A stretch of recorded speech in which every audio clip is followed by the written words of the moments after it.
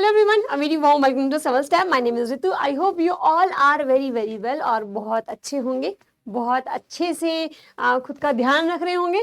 तो आज का हमारा जो मेन टॉपिक है, जो मुझे लगा एग्जाम के बाद कुछ चीज़ें हैं जो जून के लिए 2025 जून के लिए अपने यूजीसी नेट सोशियोलॉजी में तैयारी कर रहे हैं, उनके लिए कुछ ऐसी बातें हैं जो मैं डेली क्लासेस में डिस्कस कर रही हूँ कि ये चीज़ें कर लेना, इन चीज़ों को ध्यान रखना, क्योंकि मैंने कहा है बेस हमेशा बहुत बहुत बहुत मैटर करता है आपके लिए। ठीक है, तो चलिए स्टार्ट करते हैं। कुछ ऐसी बातें, यही देखो आज का टॉपिक हमारा ये है कि कुछ ऐसे छुटपुट टॉपिक होते हैं जो हम इग्नोर कर देते हैं, सोचते हैं लास्ट में पढ़ेंगे कि 1-2 नंबर की तो बात है, ये चीज़ लास्ट में कर लेंगे, बाद में कर लेंगे। वो चीज़ें कहीं ना कहीं आपकी तैयारी में, आपके रिजल्ट में असर डालती है। तो आज हम ऐसे टॉपिक्स के बारे में पढ़ेंगे। अगर आपने सोचते हैं कि नहीं यार पूरा एकदम कैसे होगा, कुछ भी चीज़ें हैं, आप इस चीज़ को माइंड में बिठा लो कि अगर आपको जो टॉपिक मैं आज बताऊंगी वो आपने पढ़ लिए, उनको समझ लिया, तो 50 क्वेश्चन आपके सही हो जाएंगे। और ये मेरा पिछले जितने 10 सालों के मैंने पेपर देखे हैं, 10 से 20 सालों के जो पेपर देखे हैं और जितनी बार अटेम्प्ट्स दिए हैं, एक ही चीज़ समझ में आई है। बहुत स्टेट के दिए हैं, एलपीपीएससी, आरपीएससी, बहुत स्टेट्स के एग्जाम्स होते हैं। ठीक है, तो अपन जानेंगे एक एक चीज़ को बहुत ध्यान से। छोटी सी क्लास रहेगी 5-10 मिनट की, लेकिन आपने उन बातों को माइंड में ध्यान रखना है। ठीक है, मैंने हमेशा क्लास में बोला है, लेकिन आई थॉट कि इन चीज़ को स्पेशली पर्सनली बताया जाएगा तो चीज़ें और बेहतर हो सकती है। ठीक है, यस, स्टार्ट करते हैं। सबसे पहला होता है, कुछ ऐसी 5 चीजें हैं जो मैं आपको बताऊंगी, इसको माइंड में रख लेना। ठीक है, हाँ जी। सबसे पहले बात करते हैं बुक्स नेम एंड ईयर की। बहुत बच्चे हल्के में लेते हैं कि यार बुक्स नेम से एक आधा क्वेश्चन आ जाता है और बुक्स नेम को क्या ही इतना रिवाइज करना, जस्ट नॉर्मल लेते हैं, कॉन्सेप्ट प्रोपाउंडर्स भी नहीं देखते हैं और ईयर वगैरह बोलते हैं कि मैम याद नहीं होते। तो मैं एक चीज आपको बोलूंगी भाई, बुक्स नेम, मैं अपना एनालिसिस बता रही हूँ आपको, बुक्स नेम से हर बार पेपर में अगर आपने बुक्स नेम पढ़ के गए ना, चाहे वो 26 थिंकर्स में से बुक्स नेम आए, ठीक है, चाहे वो आपकी बाकी 9 यूनिट से बुक्स नेम आए, अगर सिर्फ आपने बुक्स नेम ही पढ़ी ना, मैक्सिमम अगर नोट्स अपने बुक्स नेम के बनाए होंगे तो 5-10 पेज इतना ही बनता है। कितनी किताबें होंगी टोटल?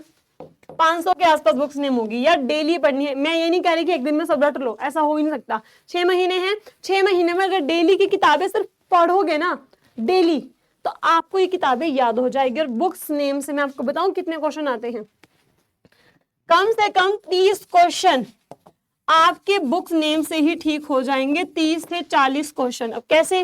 पहला बुक नेम आप देखो, मैच द कॉलम आपको पूछे जाते हैं।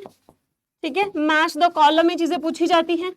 दूसरा आपका हो गया एज इट एज भी बुक नेम पूछ लेते हैं, क्रोनोलॉजी के फॉर्मेट में। ठीक है, बुक ईयर के फॉर्मेट में कि इनका ईयर क्या है। ठीक है, और ये हर यूनिट से आता है। और दूसरी बात ये, बुक नेम पढ़ने का फायदा ये होगा कि अगर आपसे अगर पूछेंगे कि कॉन्सेप्ट नेम क्या है या इस कॉन्सेप्ट को किसने दिया है, क्योंकि कई बार ऐसा एनटीए ये करता है, कोई बुक नेम होगी, ठीक है, उस बुक नेम को एज अ कॉन्सेप्ट पूछ लेगा कि बताओ किसने बताया है। तो अगर आपको बुक नेम पता है तो आप आसानी से उस कॉन्सेप्ट के बारे में आइडिया लगा सकते हैं। पहली चीज याद रख ली कि 30 क्वेश्चन बेटा बहुत होते हैं, बहुत क्वेश्चन। आपको ऐसा नहीं कि एक दिन में सब हो जाएगा, इम्पॉसिबल है। बुक नेम को पढ़ने में टाइम लगता है, लेकिन डेली पढ़ना है। अगर डेली आधा घंटा भी आप बुक नेम को देते हो तो 6 महीने में आपको सारी बुक नेम याद हो जाएगी। एक ही तीर से आपके 10 निशाने लग रहे हैं। ठीक है, पहली चीज होगी ये। दूसरा भाई कोटेशन। कोटेशन का मतलब ये है कि जैसे आपके पास क्लासिकल थिंकर है, for example Karl Marx, right, Karl Marx हो गया, वेबर हो गया एंड दुर्खीम हो गया। सपोज ये 3 थिंकर है, तो इन थिंकर्स ने किसके बारे में क्या कहा है, ठीक है, उनकी पर्टिकुलर किस बुक में कौन सी कोटेशन है। ठीक है, क्लास स्ट्रगल पे लेके मार्क्स की क्या कोटेशन है, वेबर की इस तरीकन पे क्या कोटेशन है, उनकी क्या मेन लाइनें हैं, दुर्खीम ने फैक्ट के बारे में क्या कहा है, सुसाइड के बारे में क्या कहा है, वो कोटेशन भाई याद रख लो। ठीक है, कोटेशन बहुत मैटर करती है। और कोटेशन का बेस्ट सोर्स कहां से मिल जाएगा? रित्जर। रित्जर में आपके पास बेस्ट सोर्स है कोटेशन का, क्योंकि as you know as it as column format में आपसे वो कोटेशन पूछ लेते हैं। ये छोटी छोटी चीजें हैं जो आपको बहुत बेहतर नंबर दे सकती है। ठीक है। आई नो बहुत सिलेबस है, बहुत इंकर है, बहुत कंटेंट है, बट ये चीजों को आप लेके चलोगे ना तो आपके एटलीस्ट ये 50 नंबर तो पक्के हो जाएंगे, 50 क्वेश्चन तो पक्के हो जाएंगे। 50 क्वेश्चन मतलब क्या होता है, 100 नंबर। बाकी गेम है सारी आपकी 50-60 नंबर और लाने की, ठीक है। चलिए, थर्ड है भाई क्रोनोलॉजी। क्रोनोलॉजी सिर्फ बुक की नहीं आती है, एनटीए समझता है कि अपन है गूगल। तो इस चीज को याद रखो, जब आप बुक्स नेम पढ़ोगे, बुक्स नेम को ध्यान रखना, साथ में जो कॉन्सेप्ट होते हैं, अगर आपको पता है कि मार्टर ने पर्टिकुलर कॉन्सेप्ट दिया है, मार्टर ने सामाजिक स्तरीकरण की बात की है, या सामाजिक स्तरीकरण, सामाजिक संरचना की अगर उन्होंने बात की है, उनके क्या व्यूज हैं, नेडल ने बात की है, ब्राउन ने बात की है, तो आपको ये पता होना चाहिए कि किसकी थ्योरी पहले आती है, किसकी थ्योरी बाद में आती है। ये चीजें इतनी डिफिकल्ट नहीं है, लेकिन अगर आप कर लोगे ना तो यही चीजें हैं जहाँ एनटीए घुमाता है। एनटीए को भी पता है सिलेबस वही है, थ्योरी वही है, बस उनके पूछने का तरीका, उनके फॉर्मेट बनाने का तरीका थोड़ा अलग होता है, जो आपको पेपर में कंफ्यूज करता है। ऐसा नहीं है कि आपको नहीं आता है, ठीक है, आता है आपको, सब कुछ आपको आता है, लेकिन बात बस इतनी सी होती है कि आप उस चीज को कैसे पढ़ते हो, ठीक है, उन चीजों को माइंड में कैसे बिठाते हो। तो कॉन्सेप्ट की क्रोनोलॉजी, बुक्स नेम की क्रोनोलॉजी तो पढ़नी ही है, वो तो आपको पढ़नी ही पड़ेगी, ठीक है। कॉन्सेप्ट नेम क्या रख लो, आपको याद है अभी जून वाला पेपर था, जून वाले पेपर में पूछा गया था आपका पॉलिटी से जुड़ी बुक के बारे में, ठीक है, जैसे पावर लीड बुक हो गई, बोटोमोर की बुक हो गई, तो उन किताबों के बारे में पूछा गया था, उन कॉन्सेप्ट के बारे में पूछा गया था कि कौन सा कॉन्सेप्ट पहले आया, कौन सा बाद में आया, ठीक है। ये छोटी छोटी चीजें हैं जो आपको अच्छे खासे नंबर दे सकती है, ठीक है। चलिए, नेक्स्ट है भाई कॉन्सेप्ट एंड प्रोपोनेंट्स। भाई ये तो आपको पढ़ने ही पड़ेंगे।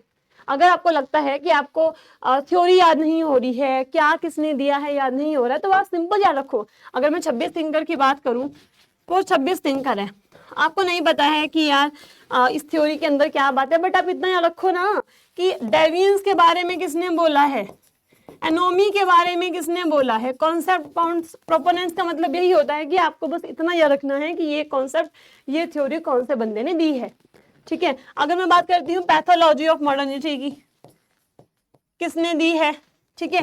कूडोज फ्रेमवर्क किसने दिया है, ठीक है। स्टिग्मा के बारे में कौन बोलता है, सेक्सुअलिटी के बारे में कौन बोलता है, हिस्ट्री ऑफ सेक्सुअलिटी पर किसका काम है, ठीक है। इक्विलिब्रियम पर किसका काम है, ओके। इसके अलावा करिकुलम पर किसका काम है, हिडन करिकुलम पर किसका काम है, ठीक है। सीएसपी मॉडल के बारे में किसका काम है, सीसीपी मॉडल के बारे में किसका काम है।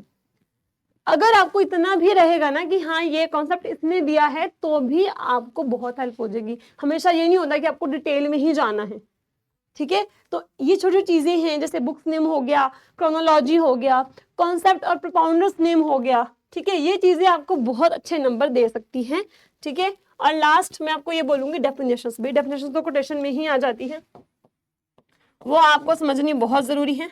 डेफिनेशन तो भाई चाहे आपका नेट हो, चाहे सेट हो, चाहे आरपीएससी हो, एमपीपीएससी, कोई भी स्टेट का एग्जाम हो, आपको आपका एट द एंड गोल सिर्फ नेट लेके एलिजिबिलिटी लेके बैठना तो नहीं है ना, प्रोफेसर बनना है ना, तो डेफिनेशंस तो भाई पढ़नी ही पड़ेगी। ये चीजें हैं जो आपके नंबर काट देती है पेपर में। नॉर्मल सोशियोलॉजी सभी को पता है कि मैक्स वेबर ने स्तरीकरण पर काम किया, कार्ल मार्क्स ने स्ट्रगल पर काम किया, हिस्टोरिकल मटेरियलिज्म दिया, एलिमिनेशन दिया, लेकिन एनटीए होता है या कोई भी स्टेट का कमीशन होता है, वो कोटेशन पर बहुत ध्यान देता है, ठीक है। यस, हाँ जी। चलो, मैंने इतनी बात की, क्रोनोलॉजी पर बोला, बुक्स नेम पर बोला, कॉन्सेप्ट पर बोला। एक चीज और ध्यान रख लो, अगर आपको लगता है कि 10 यूनिट्स नहीं होती है भाई मुझसे, ठीक है, 50 क्वेश्चन तो आपके बंद रहे हैं पहली, तो भाई सिर्फ आपने क्या करना है, यूनिट 1 पढ़नी है, most most most most important, ठीक है। और आपने बेसिक कॉन्सेप्ट पढ़ना है। मैंने लास्ट डे भी समझाया था, जब भी कोई जर्नी स्टार्ट करनी हो तो वो टफ से स्टार्ट नहीं होती, टफ तो आपको जर्नी स्टार्ट ही नहीं करने देगा, राइट। आपको बेसिक से स्टार्ट करना है। अगर आपका बेसिक स्ट्रॉन्ग हो गया, आपको बेसिक का आइडिया होगा कि हाँ बेसिक में ये चीजें हैं, तो आप जब टफ की तरफ जाएंगे तो आपका हौसला बना रहेगा कि हाँ मुझे इतना तो एटलीस्ट आता ही है, ठीक है। इन चीजों को माइंड में रखना है। और बेसिक कॉन्सेप्ट में जो भी, जैसे marriage, family, kinship, polity, state, society, rural, urban, ये जो बेसिक कॉन्सेप्ट है ना, उनको पढ़ लेना।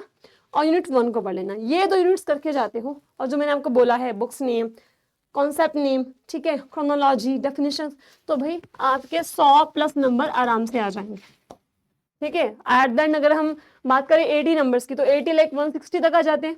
60 नंबर की सारी गेम है। वो आपकी जीके थोड़ा पढ़ लेना, स्टैटिक वाला पार्ट, और थिंकर्स आपके हो जाएंगे पहले ही। थोड़ा बहुत रूरल अर्बन सोशियोलॉजी के कॉन्सेप्ट, फैमिली मैरिज रिलेशनशिप के कॉन्सेप्ट, साइंस टेक के कुछ कॉन्सेप्ट, एनवायरनमेंट के कुछ कॉन्सेप्ट उससे कवर हो जाएंगे। लेकिन मैंने कहा है ना, जिन टॉपिक की आज मैंने बात की है ना, वो ऐसी चीजें हैं ना जो आप मिस करना अफोर्ड ही नहीं कर सकते हो। अगर आपने मिस किया तो समझ लो आपका एग्जाम नहीं होगा, ठीक है। इन चीजों को मतलब मैं बोलूंगी प्रायोरिटी बेसिस पर पढ़ने की कोशिश करना, ठीक है। तो आज का मेरा मोटिव यही था कि आपको समझ में आए कि चीजें कितनी इंपॉर्टेंट है, ठीक है। और हमारा बैच भी स्टार्ट हो चुका है, अगर आप चाहे तो उसको ज्वाइन कर सकते हैं। ये चलिए मिलते हैं नेक्स्ट क्लास में और इम्पोर्टेंट बहुत सारी चीजों के साथ। Bye bye and take care.